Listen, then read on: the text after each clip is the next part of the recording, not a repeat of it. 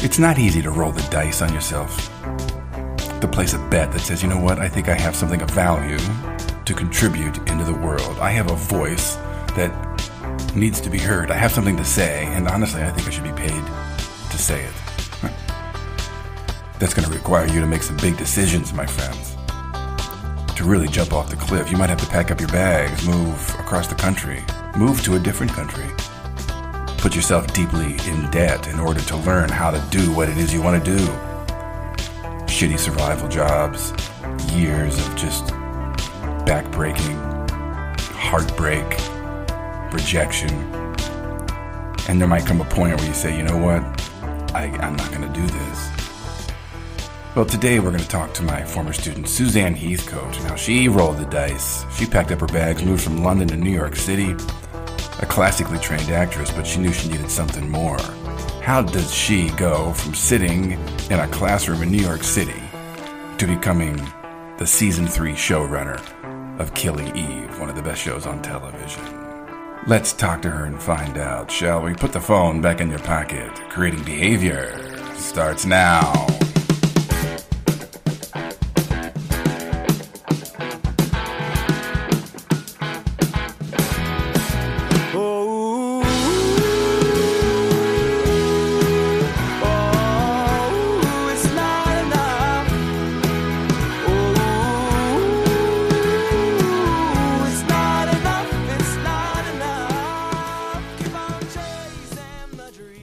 Well, hello, my fellow daydreamers.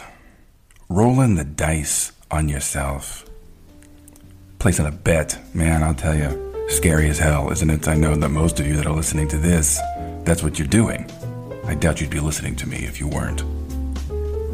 Packing up, moving to a different city, starting from scratch, going into debt. You know, scratching out just shitty survival jobs, dealing with rejection.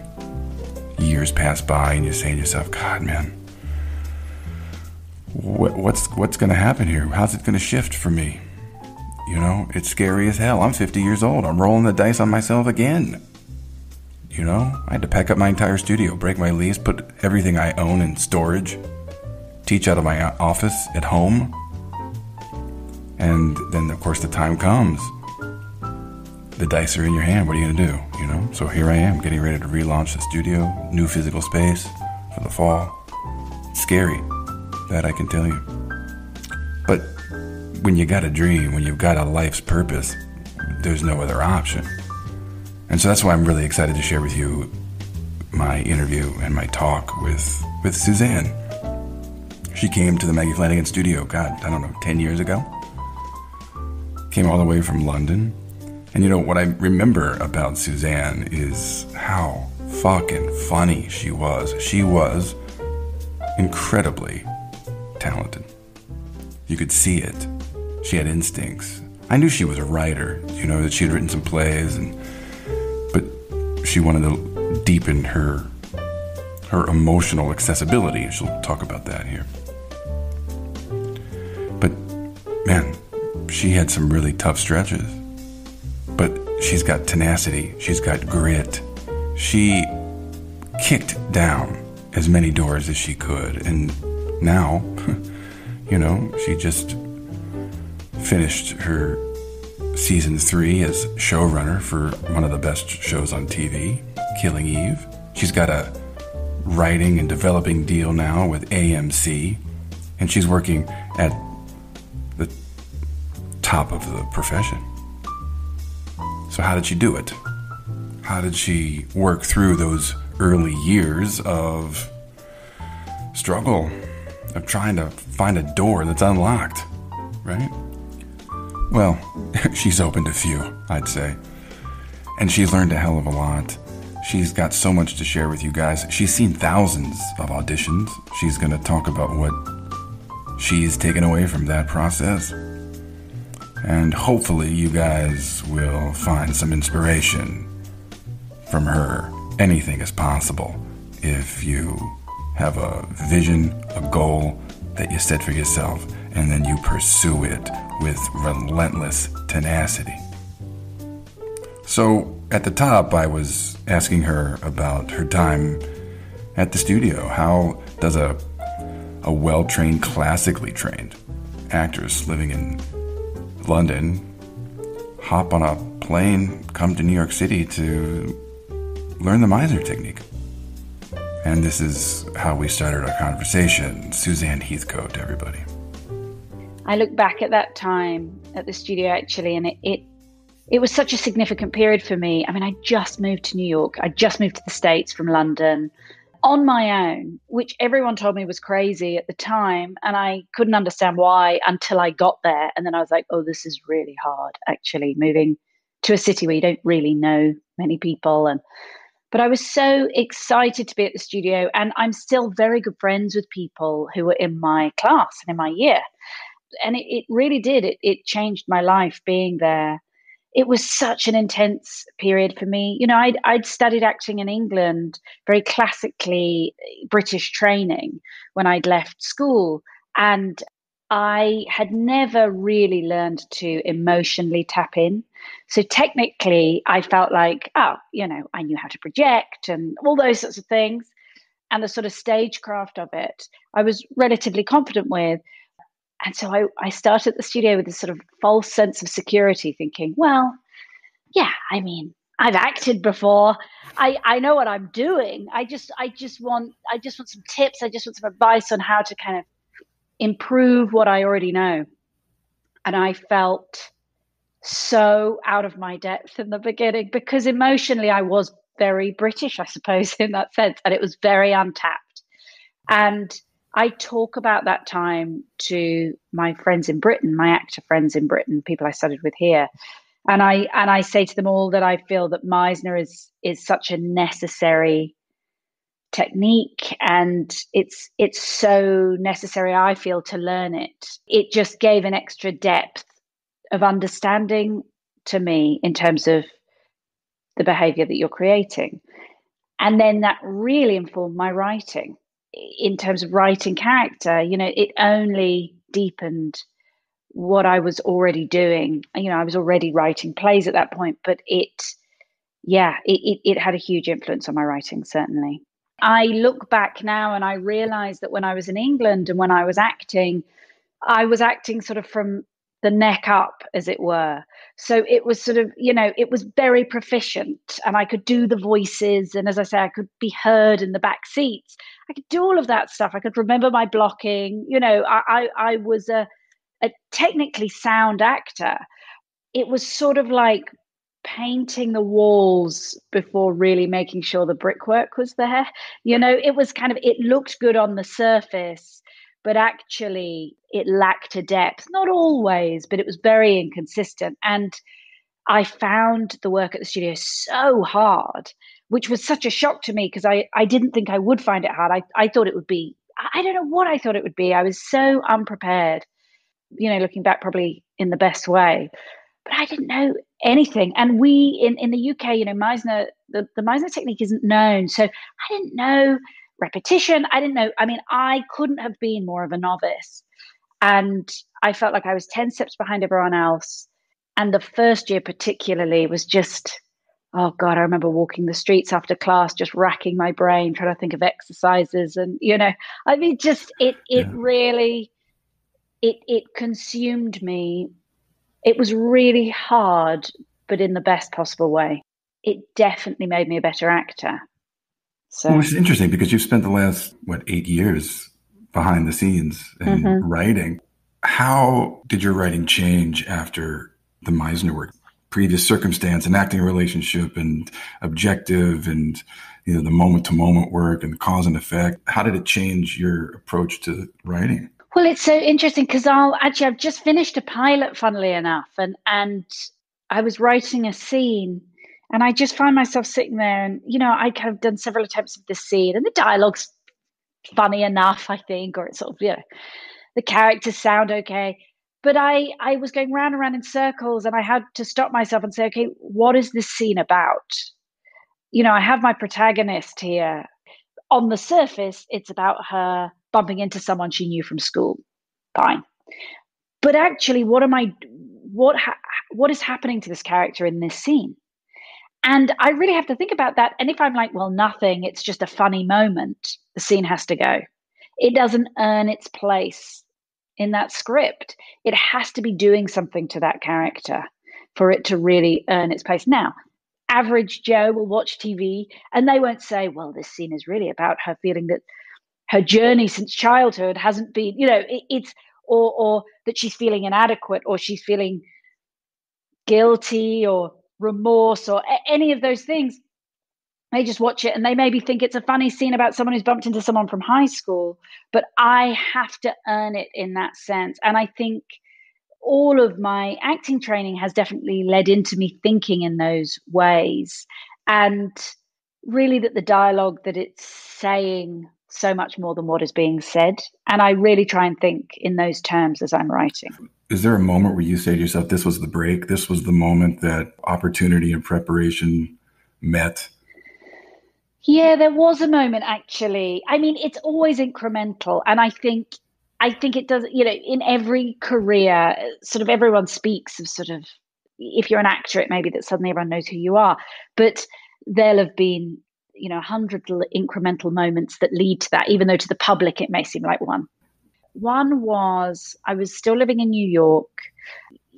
Like everyone, I felt like at that time I had like 5 jobs and was really struggling to make rent. I was teaching in a community college and I was a personal assistant for someone on the Upper West Side. I mean, you name it, I was doing it. I was running all over town and I was trying to write in the evenings. I just sort of woke up and I realized, I was in my 30s and I had no health insurance and I was living in a tiny apartment in Brooklyn, sharing my space. And I was just like, this isn't sustainable and no one's going to come in and save me. No one's going to wave a magic wand and suddenly, everything's fixed and the debt I owe on my credit card is gone and all those things. So I just thought, okay, I want to stay in America. I love America and I feel it's kind of, I'm going to sound very hippy dippy here, but I kind of feel America's my spiritual home. So I was like, I want to stay here. How am I going to make this work? And I knew for me as a writer at that moment, California was really, I needed to be in LA. I needed to write for TV. I thought if every single one of my plays gets produced this year, I'm still not going to earn enough money. There's just not enough money in the theater. No money in theater. So I was like, so I have to write for the screen, and which I've wanted to do for a long time anyway. So I wrote a list of everyone I knew who knew someone in LA. And I mean, anyone.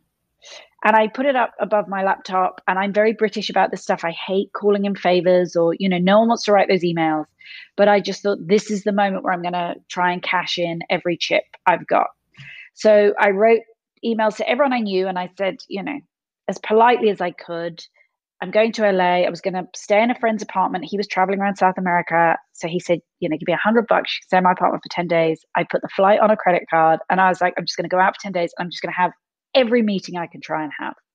In that, there was a very good friend of mine, Mike Lavoie. He said to me, actually, I've got a friend who I went to college with who's like an assistant of someone at ICM, or like an assistant of someone. He said, I don't even know what department he's in, but if you want, I can email him.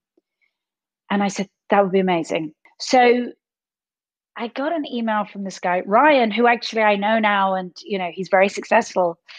But yeah, he was an assistant at the time, I believe. And he emailed me back, or he called me and he said, hey, Mike put us in touch and I'm happy to have coffee with you when you're here. Can I just ask, do you have a show reel as an actor?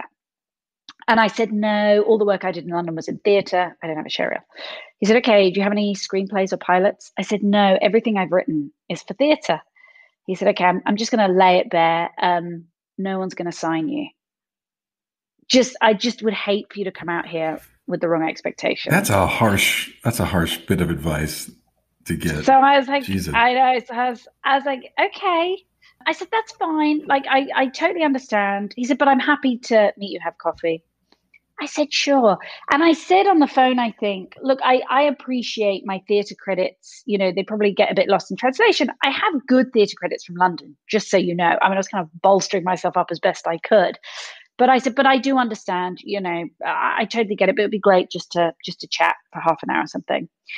So I flew over. He was my first meeting. I had a few bunch of meetings kind of set up very loosely. He emailed me as I landed and said, "I'm actually going to pull a British guy into the meeting as well because I just thought, why not?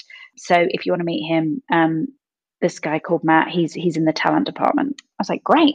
Matt and I absolutely hit it off.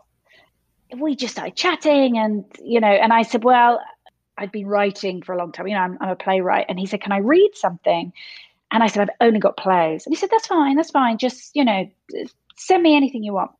So I went back to my apartment that night and I sent 3 plays. And I said, "Look, I don't expect you to read your 3, obviously. Here's a log line for each of them. Just pick one you want to read," because I couldn't decide what to send him. I went for dinner that evening and I went to bed, woke up, and I'd had an email at like, I don't know, 2 in the morning. And he said, "I've just read all 3. Can I send this to someone in New York?" I said, "Sure." And the next thing I knew, I was getting like phone calls from my agent in the UK. I had a lit agent in the UK.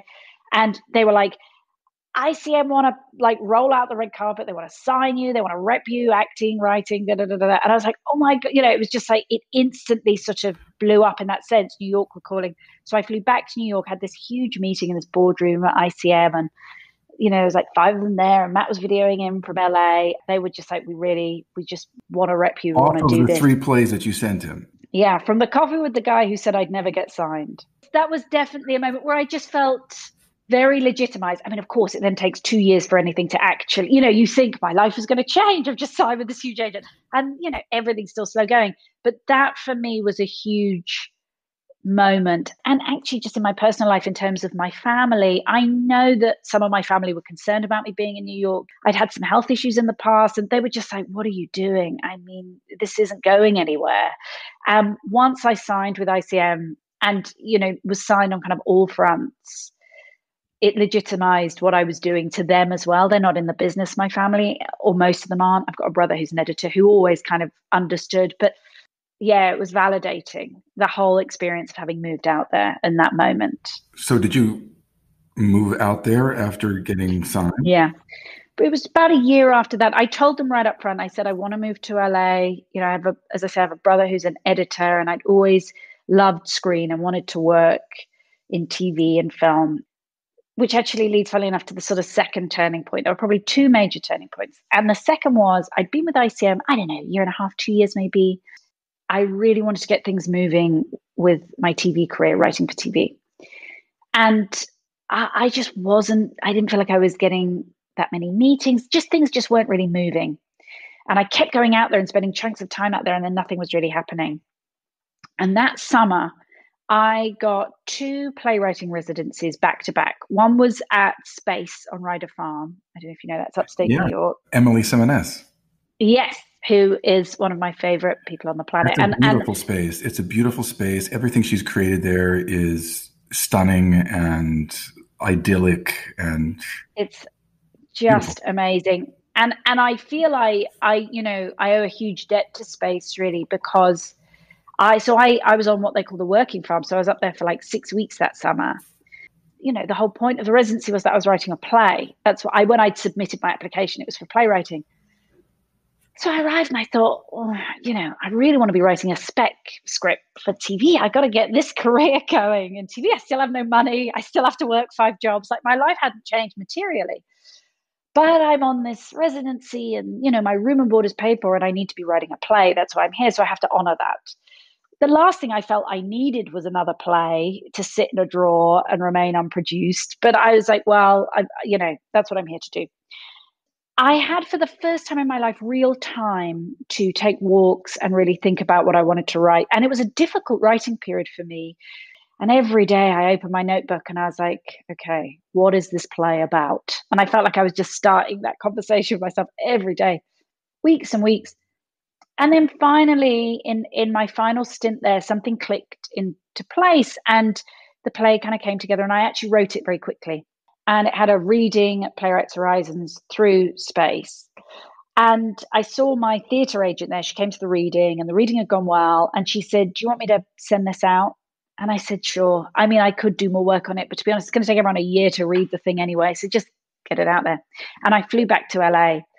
And it was I think the next day she called me and she said, "This is really bizarre, but someone has read the play already in Los Angeles. And he's actually a really well-known writer, playwright, TV writer called Roland Jones, who's starting up his own theatre company, and he wants to produce it." I was like, what? I mean, in theatre, this never happens. Never. Not that I mean, fast. takes years for anyone to even read the thing. So I was like, what? And he's in LA. I mean, the whole thing was bizarre. She said he wants to meet you and just talk to you about it. So we got in touch and he emailed me and I went and met him. I never forget, we went for dinner. I was so hungry. I was so poor. I'd given up my sublet in New York. I was like staying in someone's apartment in LA. I mean, I was like homeless at that moment. And we met and he is, he's now a very good friend of mine, born and raised LA. So he likes anyone who likes LA. He said, what are you doing here? Are you here? You want to write TV? And I said, yeah. And he said, this play will get you every TV job you want. And he sent it to loads of people. He's very influential. And then my agents got it and they said, my TV agents, and they said, oh, this is your sample. And that play has got me every single job I've had in TV. I mean, it proved to me that you kind of have your own version of how you think things should go. And then there's what is presented to you in life. And kind of if you just go with the opportunities that are thrown to you. I was given a playwriting residency that I didn't think was going to yield me anything. And it ended up, completely changing my TV career. I got a call from my manager in LA. I just finished a job in New York, and she called me in LA and said, we've just heard from BBC America. They're looking for someone for season 3 and, would you be interested? And I was like, of course. I mean, it's like, yeah. I really didn't know any more than that. I just went in for a general meeting that went well. And Phoebe wasn't there. I didn't meet Phoebe until after I'd been hired, actually. We were in touch with each other and obviously knew each other of old. And so we then met up once I got to London. And she was a huge help and a great support, I have to say.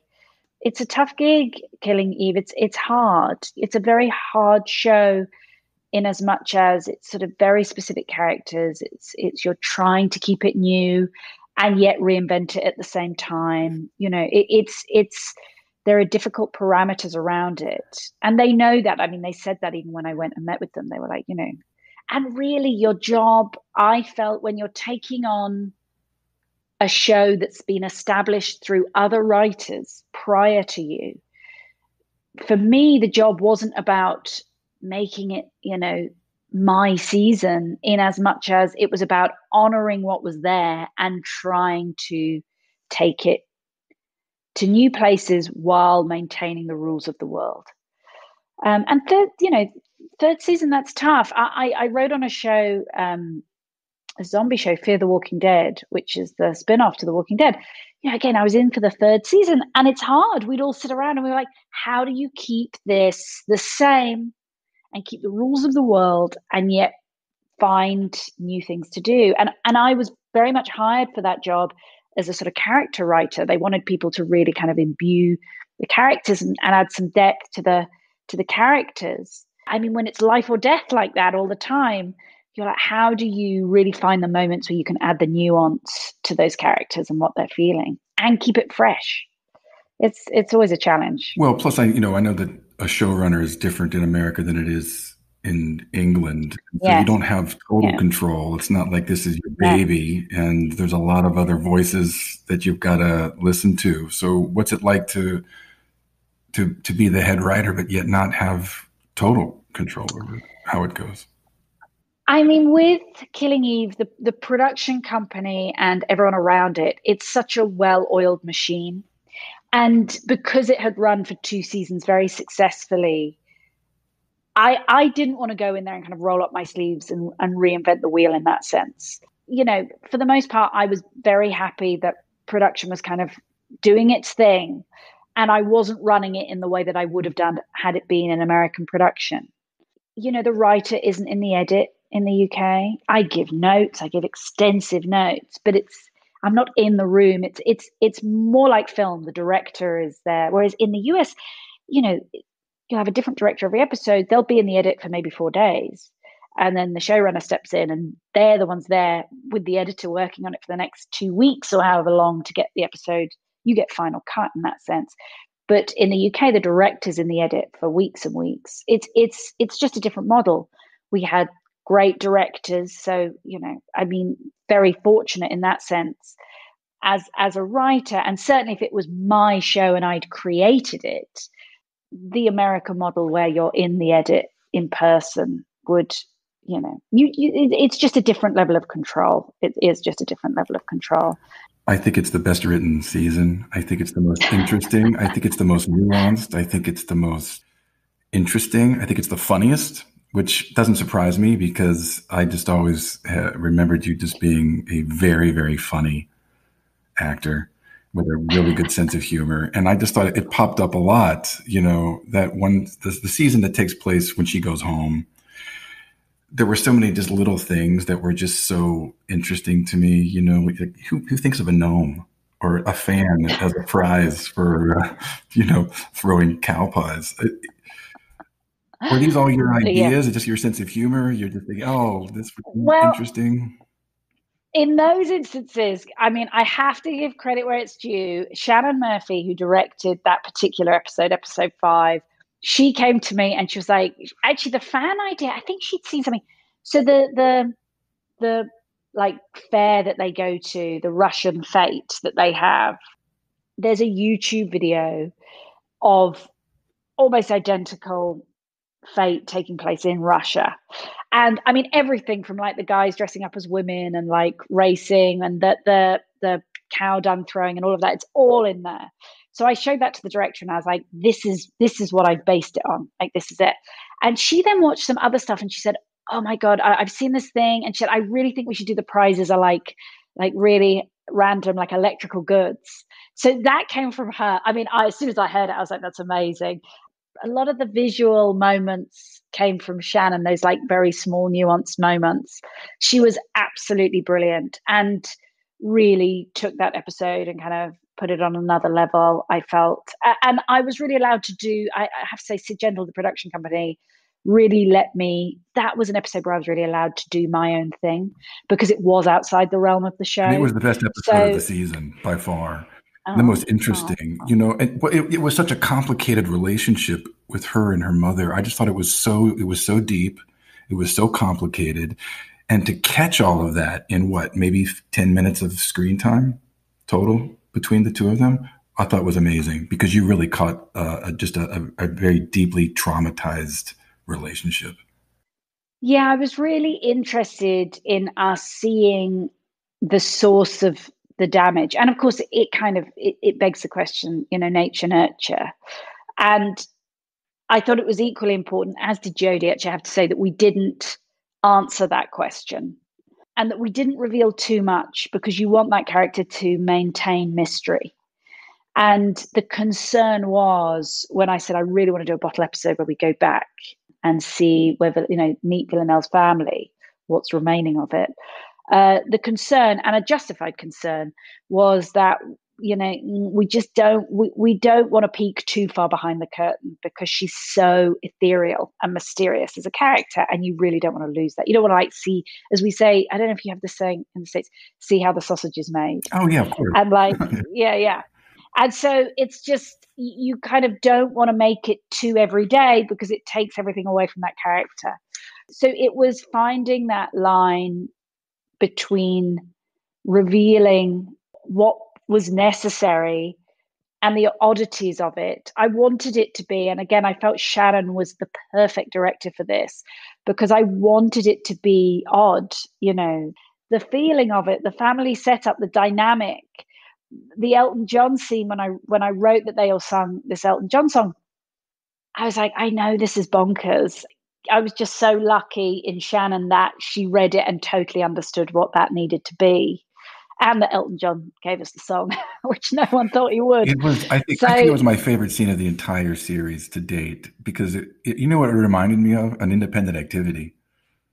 with an acting idea and everybody just playing full out with themselves. And it just seems it was such a non sequitur. It really had nothing to do with anything. It was just like a window into Russian life. I mean, of course, why not be fanatic about Elton John?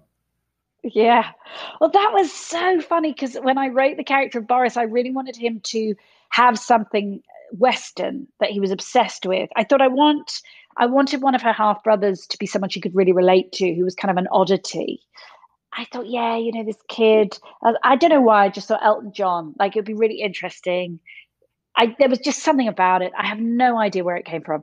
And so I wrote it in, and the producers really responded to it. And they said, "Oh, yeah, we love the Elton John stuff. Like, keep that in." So I went with it. And then I was researching just for some dialogue, actually, where he's trying to figure out where Villanelle's been versus where Elton John had been on tour. And I was looking up where has Elton John been on tour, actually. And I looked at it. And it was only then I discovered he was the first Western artist to tour post Cold War, to tour Russia. So he is actually huge in Russia. He's beloved in Russia. I had no idea. So it then just made total sense that actually he would be this Elton John fanatic. So yeah, it was just odd how that worked out. How did you I write I it? I wrote so I had them playing it was like the murder mystery game they're playing. I think I wrote that someone started like beating out a rhythm on the table with their hands, and that it initially sounds quite traditional. You assume it's going to be like a Russian song that they all start singing, and then Boris appears and starts. He hits play on his phone or whatever it is, on whatever technology they were going to have, and starts singing this Elton John song, and that they all join in and stand up and just start singing it. And I think I even wrote like some of the lyrics in as I then described what Villanelle was doing in the meantime. I think I even wrote that she's about to start singing and then it cuts. I mean, Shannon directed that so brilliantly, that final moment. But yeah, I was pretty specific about, I'm quite controlling as a writer. I think because my brother's an editor, I'll write the jump cuts. I'll write like inhales to speak cut two. I'll often write that in because it's just the way I see the So storytelling. you're living it out. You're living it out in your imagination. Totally. I'm visualizing every moment. And I often, if I'm writing something new, I'll try and think of an actor for the part, alive or dead. It could be, Maggie Smith when she was 20. I mean, it doesn't have to be someone I'm literally going to cast, but it will help me when I'm imagining that character. I then somehow hear what they're saying better. Well, when you started conceiving of Dasha, did you have Harriet Walter in mind? I don't know if I'd have ever even dreamt we'd have got her actually initially, but once I knew Harriet was on board, then yes. I mean, obviously, I mean, that's the joy of writing for TV once it's cast, is that you know exactly who you're writing for and you can have that relationship with the actor. The most interesting character I thought in season 3. She was the best work I've ever seen her do. It was such a departure from the classy, styled, prim and proper shit that she usually, does. It was an incredible piece of character acting. Yeah, she's absolutely amazing and really embraced it. And I mean, she's such a consummate pro in every sense. She's everything you would imagine her to be. And yeah, I think, and just really had fun with it. It's not a character she's not normally cast in that type of character. And so I think she really had fun just being able to be this crazy. I mean, I that character was like when I had my first meetings at BBC America and AMC and Sid Gentle, I pitched that character very early on. I was like, I want this older woman who has trained Dasher, and has trained Villanelle, and yeah. So to have someone that talented then inhabit the part is just, that's what you dream of, really. Yeah, absolutely. Do you just Google search murders? Well, we had a psychiatrist, and we would speak to people. But actually, I tell you, the thing I really found was you can't broad stroke anyone, even if they have a disorder. If someone's a psychopath, you can't just say, oh, well, a psychopath would do X, or a psychopath. It's like saying, well, a redhead would do X, or, someone with blue eyes would do Y. It's like, well, no.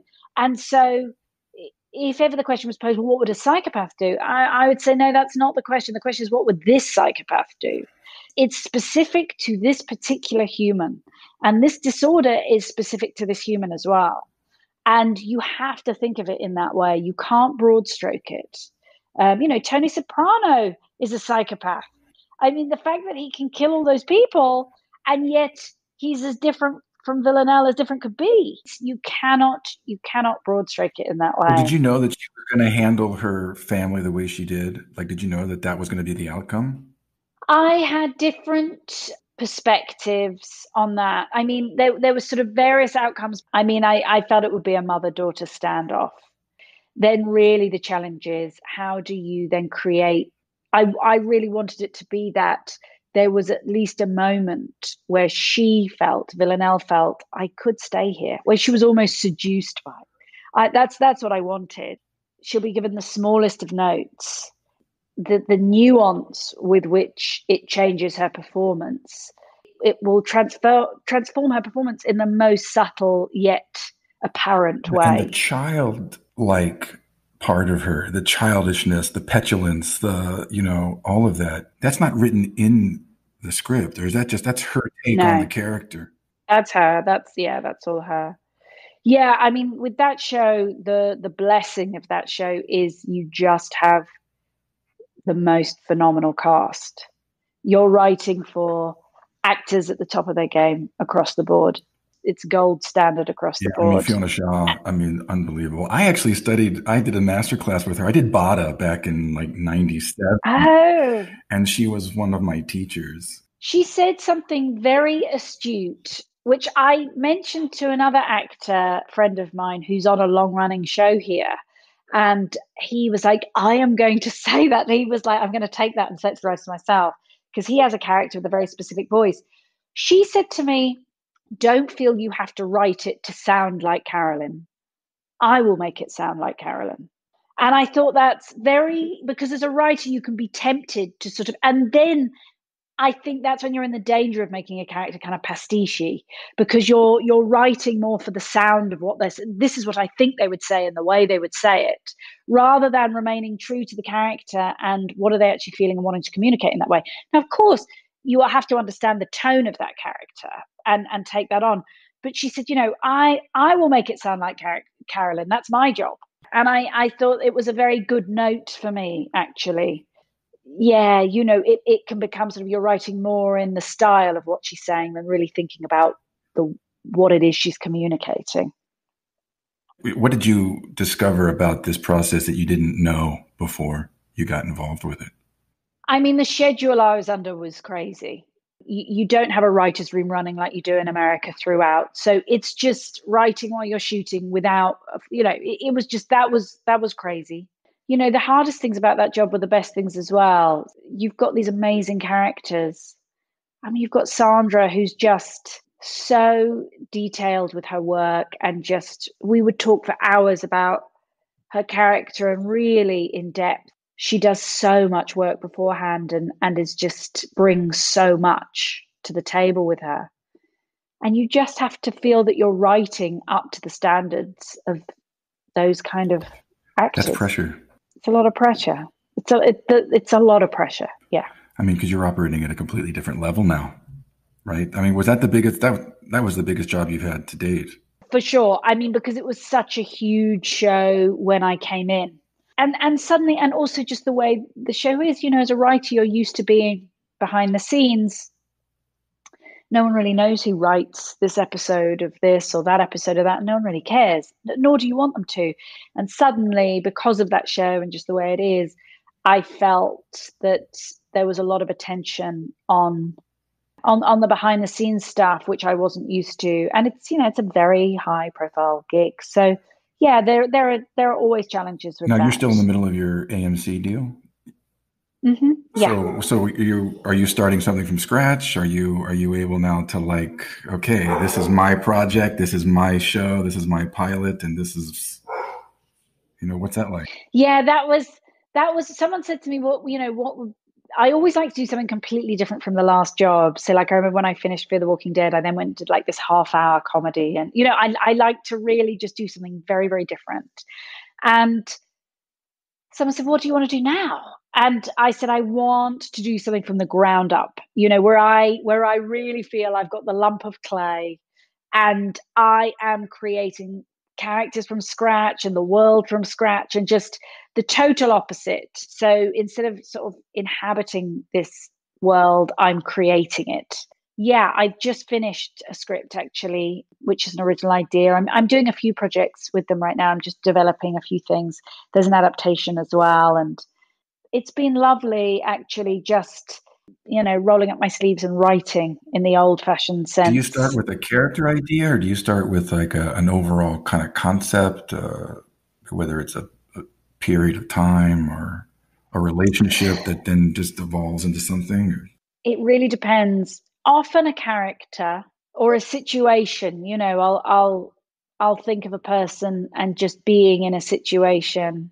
Or it could even just be a scene, like a moment between two people that I find interesting. And then I sort of think, well, then I start to expand the world around it. What would have brought these people together?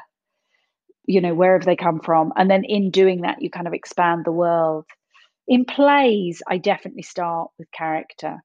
TV's different because you've probably been given something. Often there's source material to begin with. A lot of TV now is based on IP or a book or an article or something. It's rare that it's completely original. I mean, the script I've just done was completely original and was really fun from that perspective. But the book adaptation I'm doing is actually a lot of fun as well because there's freedom in that too, assuming it's not 1984 or like a great classic that everyone knows. You can have real room within that to create and adapt the world. The springboard in TV, more often than not, there is something, an article or something that will have triggered an idea for someone. Yeah, Do you miss acting? I really do miss acting. Actually, I was just talking about this thing I've written, and it's like, if it does get made. And so the agent who originally found me, as it were, Matthew at ICM, still reps me, still my talent agent, and we have dinner, or at the moment Zoom chats, about every 5 or 6 months, and we have the same conversation. And he'll say, "What can we do about the acting?" And he'd say, "You have two choices. We can either we'll go the route, no one knows you're an actor in this town, so you'll be starting from scratch. So we'll be, prepping you for the under fives and all that CSI Miami episodes and all those things. And you'll be going all over town and meeting the cast directors and slowly, slowly getting to know people and building your resume that way. It's going to take a few years. And then from that, maybe we can get you a series regular or something." And I said, "What's the other option?" And he said, "Well, you write yourself something." And I was like, "Option two." For me, because I knew that to do option one, that's a full-time job. I got to be down the gym. I got to get my hair done. I got to be driving all over town. I got to those 5 lines. That's a day's prep for me, Right? at least, so that I can go in and make myself stand out and give a take in that audition that stands out, and so that even if I'm not right for it, they'll remember me and yada yada. I mean, the whole shebang. There's no way I can do that and write. It's too much work. And he was right. We really need to build from zero in terms of my acting. So I said, no, I can't. It's too much of a compromise at the moment with where my writing career was at that moment. I've been saying I'm going to write a film for ages. That a nice character part that comes in for a couple of scenes. Great. I wouldn't want to star in it and direct it and write it. It's too much for me. Do you ever sit in front of just a screen and go, I just have no fucking clue where to go from here? Oh yeah. I mean, it's funny actually with the plays more so because it can feel like a total blank canvas with the plays. TV, there are so many constraints that the constraints I find help to actually, unique constraints in some ways to help you figure out, well, if I can't do this, what can I do? And that sort of, and as I say, often you're being approached with a book or a bit of IP. People are saying, can you read this? What do you think? Is there something in this that you'd be interested in working on? You're often given a germ of an idea. You can write what you like, but we were thinking ... Maybe it could be about women in tech, and so you're often thrown a bit of a bone in that sense, or you're taking on someone else's show. You're in, all my writing jobs up to this point have been on other people's shows. So you're really serving the person who's created the show.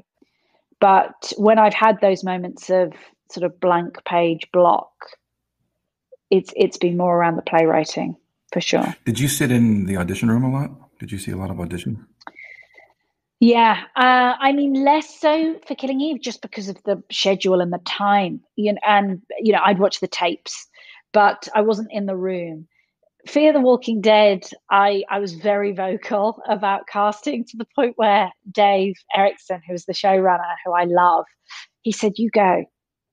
For my episodes, he was like, go to the casting and sit in casting. And so I did. And it was so eye-opening. And even for the really, for the smaller parts, I would sit there and, it's hours you're in there. Are there any pointers or any advice you would give to actors about the audition process? What stands out to you? I will say we were auditioning for, I always remember on Fear the Walking Dead, we were auditioning for, it was like this militia group, right? And, it's a zombie show. Okay. So the lines, it was like 5 lines they had to come in, and I can't remember what they were, but it was about giving orders and to this group. I was amazed, actually. We saw a lot of people, and every time I had to give the same note, which was really remember the stakes in this scene. This is not, this is life or death, this moment for these people. And that doesn't mean shouting by any stretch, but you're shooting yourself. I mean, you might die in a second's time.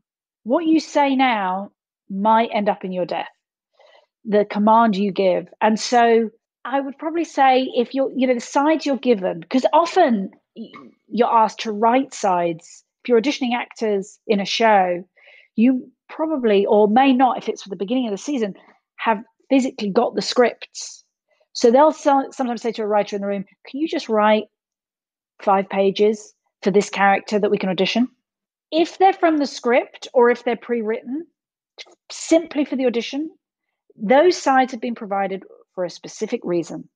And it is to show that character in a specific way, right? You want to see that the person you're auditioning can embody the character. And you will have picked those sides or had them specifically written to do just that. It will never be a casual moment you're being given to recreate. There is nothing casual about what you're doing. And so if you find yourself performing in a very conversational, and I mean emotionally casual and emotionally conversational, I'm not saying everything has to be level 8 in terms of your speech, but if emotionally you're finding you're like super casual and relaxed, unless the comedy of that moment is that it's a high pressure moment and your character is relaxed, unless that is specifically the comedy of it, you might need to rethink what is actually going on. That's what I would say. Yeah, most actors just, they think, well, especially if they're not trained, they just think, well, I just got to be myself and let me just talk. And it's about just being myself. And then they go in and it's awful. I kept saying, because, they thought I was an acting Nazi because I was so and I was just like, you cannot cast this person. I was really, and also 2 things I said to one of the guys was, you have to be in the room. Like if it were my show, I would have to be in the room. Matt Weiner, they said, for Mad Men, it was the same casting directors, funnily enough, and they said he, he would redirect the actors like over for a 3-line part over and over and over again. And I understood that impulse, because when it's a self-tape, you don't know how that actor can take redirection. They could be sitting there with their acting teacher, and it could be take 93 that you're seeing. And so you go, oh, they're really good. And I was like, that you have to, even if it's live on Zoom, you have to have a dialogue with them and redirect the actor so that because you don't have time, that they're going to be able to take direction. If you can't take a note as an actor, you're not going to work. I don't care how good your auditions are. In TV, Forget it. Yeah. And I would always say saying dialogue realistically is not acting. Just because you think it's coming out of your mouth in a realistic fashion, that's not acting. And it's amazing, particularly in LA, I hate to say it, the amount of actors who come in and just think, well, I just have to read this. If I just say the lines in a kind of realistic fashion, like conversational way, that's acting. Right. Doesn't sound like I'm reading. You're like, well, listen, you either can create behavior or you can't at the end of the day. And listening is at the root of all of it. I mean, how long does it take you to realize into an audition, like this person just doesn't have it? Normally before they've even opened their mouth. I hate to say it. Well, it depends. It depends. It's because the way you carry yourself says something. I mean, look, everyone's surprised. Someone might walk in and they may look really bashful and shy, and suddenly and you're like, oh, they're actually just a very introverted person, and they really have the goods. You know pretty quick. Within them actually performing, acting, I mean, 5 seconds. Totally, right? 3 or 4 moments. If you're not alive, if you've made no choices, if you've got no behavior. Before you've even spoken, you've got to be in your world. And you can see if someone just goes, are you ready? And you go, yeah, okay, great. Take your time. And they've not turned it on. You know, you can see, but it's sitting the other side of it. It's hard, you know. I mean, I really feel I miss acting. I don't miss being an actor. Yeah, it's a hard life. The auditions, the schlepping, it's a lot of preparation for what might not feel like a very big reward. So you get the 5-line part. Really? Do you really feel like you're acting in the depth of your soul? Of course, in that moment, you're doing your best work. But yeah, it's a lot of work for that moment. Right. And it's not really acting. Which it's not. I mean, like 5 lines, please. Just say the lines. Move the story forward. Thank you very much, and we'll see you later. And it's hard because actors go 10 years carving under fives, day players, and they think to themselves, am I ever going to fucking act? You might Bryan Cranston it. You know, you might just be that jobbing actor and then, you know, in middle age, get that job. I mean, he'd obviously done a lot more than like under fives, but you might not. You, of course, have to believe you will. I think it's the only way to keep going. And I do believe if you're talented, and you work hard, something will yield. I do believe that. I really do. But you just don't know when it's going to be. Well, my fellow daydreamers, thank you for sticking around and keeping that phone in your pocket. Please subscribe to the show wherever you get your podcasts. If you have a few minutes and you can write a review on iTunes, it would mean a hell of a lot to me. You know, there are a lot of actors out there, and if you know any that would benefit from this show, please spread the word. Go to the website, creatingbehaviorpodcast.com, for all the links, the content. You can book me for private coaching, read the blogs. If you're interested in training with me this summer in New York City or online, please, MaggieFlanaganStudio.com for all the details. Follow me on Instagram. Lawrence Trailer, thank you for the music, my man. You guys, take a chance on yourself. Roll the fucking dice. But play full out and don't ever settle for your second best. My name is Charlie Sandlan. Peace.